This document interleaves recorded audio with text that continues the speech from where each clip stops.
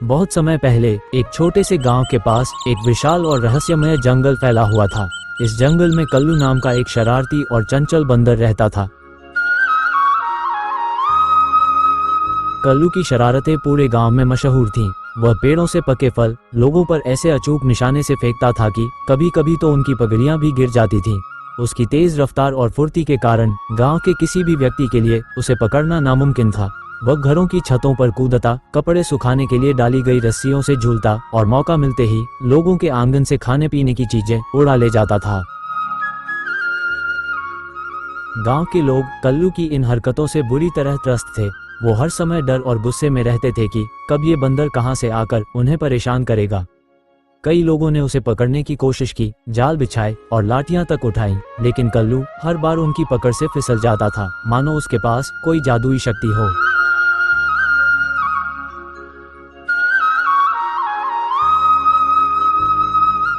उसी गांव में गोपी नाम का एक किसान रहता था। गोपी एक शांत और दयालु हृदय वाला व्यक्ति था। वह प्रकृति और जानवरों से गहरा प्रेम करता था। उसने कल्लू की शरारतों के बारे में सुना था, लेकिन उसने कभी भी उस बंदर के प्रति द्वेष या क्रोध महसूस नहीं किया। गोपी का मानना था कि हर जीव अपनी परिस्थितियों और स्वभाव के अनुसार व्यवहार करता है और उन्हें प्यार और समझदारी से ही बदला जा सकता है। गांव के लोग गोपी के इस नर्म रवैये पर अक्सर हैरान होते थे और उसे कल्लू की हरकतों को हल्के में लेने के लिए ताना भी मारते थे।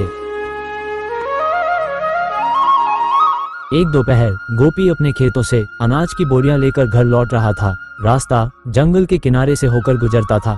कल्लू जो एक ऊंचे पेड़ की डाली पर बैठा था, उसने नीचे गोपी को आते हुए देखा। हमेशा की तरह उसके मन में एक शरारत सूझी। उसने एक बड़ा और पका हुआ कटहल तोड़ा और उसे गोपी पर फेंक दिया। कटहल भारी था और सीधे गोपी की पीठ पर लगा, जिससे उसे थोड़ी चोट भी आई और उसकी एक अनाज की बोरी नीचे गिर गई।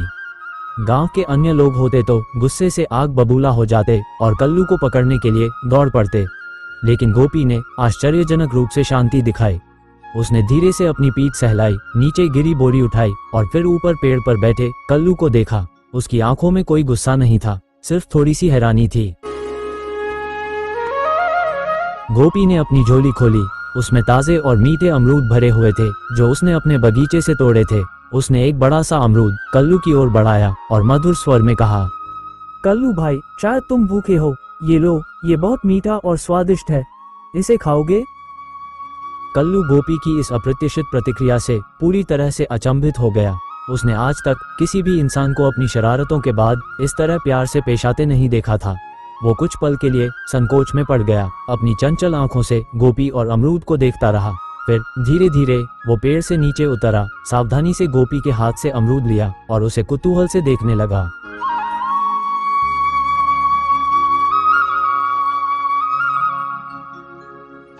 अमरूद की मीठी खुशबू और गोपी के शांत चेहरे ने कल्लू के मन में एक नया भाव जगाया। उसने पहली बार किसी इंसान की आंखों में गुस्सा या नफरत की जगह सिर्फ प्यार और चिंता देखी थी। उसने धीरे धीरे अमरूद खाना शुरू कर दिया और हर कौर के साथ उसका शरारती मन शांत होता गया।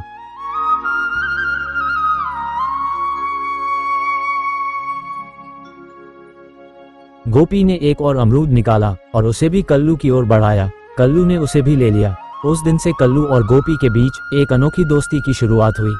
कल्लू ने गोपी को परेशान करना पूरी तरह से बंद कर दिया। जब भी गोपी जंगल के रास्ते से गुजरता था, कल्लू पेड़ से नीचे उतरकर उसके पास आता था, उसके कंधों पर चढ़ जाता और उसके साथ खेलता। गोपी भी कल्लू के लिए हर दिन कुछ मीठे फल लेकर जाता था। एक दिन गांव में अचानक भारी बारिश शुरू हो गई। लगातार कई घंटों तक मूसलाधार बारिश होती रही।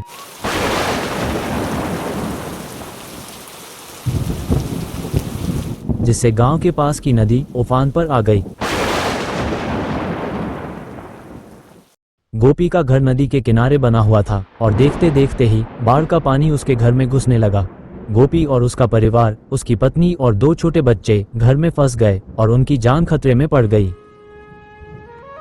कल्लू जो उस समय जंगल में था, उसने जब गांव में बाढ़ का मंजर देखा और गोपी के घर की ओर पानी बढ़ता हुआ पाया तो वह तुरंत समझ गया कि उसके दोस्त और उसके परिवार पर मुसीबत आ गई है। बिना एक पल भी गवाए कल्लू तेजी से जंगल में भागा और दूसरे बंदरों को इकट्ठा करने लगा। उसने ऊंची आवाजें निकालकर और पेड़ों पर कूदकर अपने साथी बंदरों को खतरे की सूचना दी। दोस्तों, सभी लोग यहाँ पर आ जाए, एक जरूरी बात है। आज बहुत बारिश होने के कारण मेरा दोस्त का घर पानी में डूब गए। हमें उनकी मदद करनी चाहिए। आप लोग मेरा साथ चलो। कुछ ही देर में बंदरों का एक बड़ा झुंड गोपी के घर की ओर दौड़ पड़ा। उन्होंने देखा कि गोपी का परिवार घर की छत पर फंसा हुआ है और पानी लगातार बढ़ रहा है।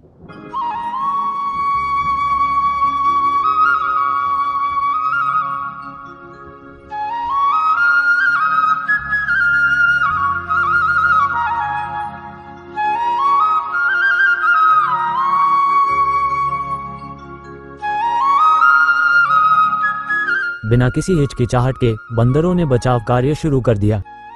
कुछ मजबूत बंदरों ने मिलकर गोपी के घर से अनाज की बोरियां, कपड़े और अन्य कीमती सामान उठाकर सुरक्षित ऊंची जगह पर पहुंचाना शुरू कर दिया। कुछ फुर्तीले बंदरों ने गोपी के डरे हुए बच्चों को अपनी पीठ पर लादा और सावधानी से पानी से बाहर निकालकर एक ऊंचे टीले पर पहुंचाया। कल्लू खुद सबसे आगे बढ़कर गोपी और उसकी पत्नी की मदद कर रहा था। वो उन्हें हौसला दे रहा था और उन्हें सुरक्षित स्थान पर ले जाने के लिए रास्ते दिखा रहा था। उसकी फुर्ती और समझदारी ने रामू और उसके परिवार को बाढ़ के तेज बहाव से बचाने में महत्वपूर्ण भूमिका निभाई है। जब बारिश रुकी और बाढ़ का पानी धीरे धीरे उतर गया तो गोपी का घर पानी से भरा हुआ था, लेकिन उसका पूरा परिवार सुरक्षित था। गोपी और उसकी पत्नी ने कल्लू और दूसरे बंदरों का आभार व्यक्त करने के लिए उनके सामने हाथ जोड़े। गांव के लोग जो बाढ़ के कारण ऊंची जगहों पर शरण लिए हुए थे, ये अविश्वसनीय दृश्य देखकर हैरान थे। जिस बंदर को वो हमेशा अपनी परेशानियों का कारण मानते थे, उसने आज उनके सबसे नेक और मददगार इंसान और उसके परिवार की जान बचाई थी।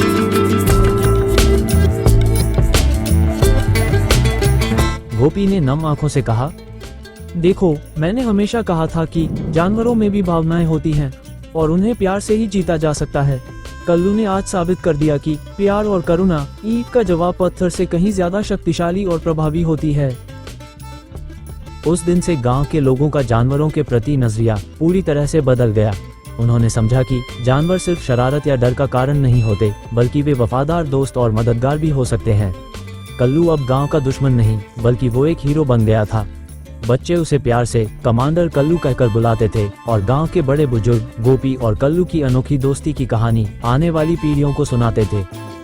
ये कहानी हमेशा याद रखी गई कि कैसे एक शरारती बंदर ने प्यार और समझदारी के जवाब में न केवल अपनी शरारतें छोड़ी, बल्कि एक पूरे गांव के लिए प्रेरणा का स्रोत बन गया। यदि आपको ये कहानी पसंद आ गई तो हमें लाइक कर दीजिए और हमारी चैनल को सब्सक्राइब करना ना भूलें।